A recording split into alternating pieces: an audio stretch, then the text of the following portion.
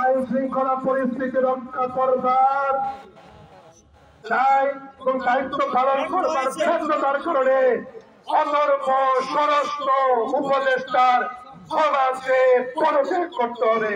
গতকাল রাতে গাজীপুরের সাধারণ শিক্ষার্থীদের কুপিয়ে পিটিয়ে হামলা করে জখম করা হয়েছে। 3 জন ভাই মুমূর্ষু হাসপাতালে কাতরাচ্ছে। গুরুতর আহতের সংখ্যা 7-এর অধিক। 30-এর অধিক শিক্ষার্থী ভাইকে ঢাকা মেডিকেল সহ অন্যান্য মেডিকেল কলেজে স্থানান্তর করা হয়েছে।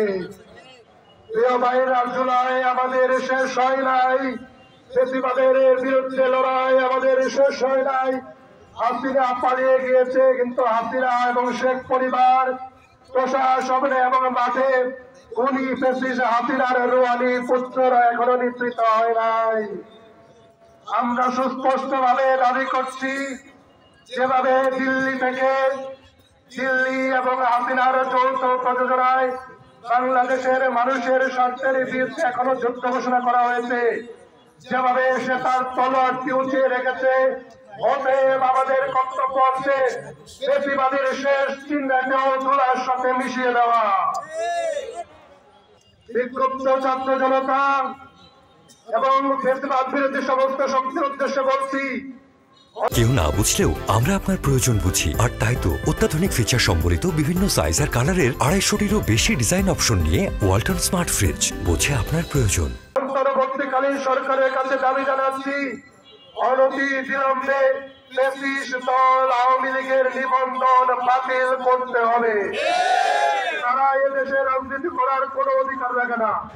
আগামী জাতীয় নির্বাচন এবং স্থানীয় নির্বাচনে ফ্যাসিস্ট দল আওয়ামী লীগ অংশগ্রহণ করতে পারবে না।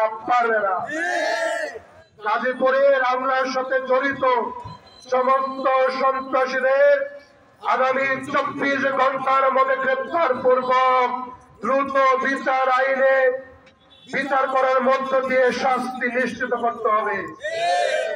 সমস্ত আওয়ামী খুনিদের গণহত্যাকারীদের ব্যাংক অ্যাকাউন্ট জব্দ করতে হবে, যাতে সন্ত্রাসী অর্থায়ন না করতে পারে। খুনি ফ্যাসিস্ট শক্তির সমস্ত সম্পত্তি বাজেয়াপ্ত করতে হবে।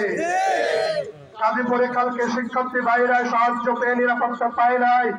গাজীপুরের জেলা প্রশাসক, গাজীপুরের পুলিশ সুপার, জিএমপির কমিশনারদের অনতি বিলম্বে অপসারণ করতে হবে।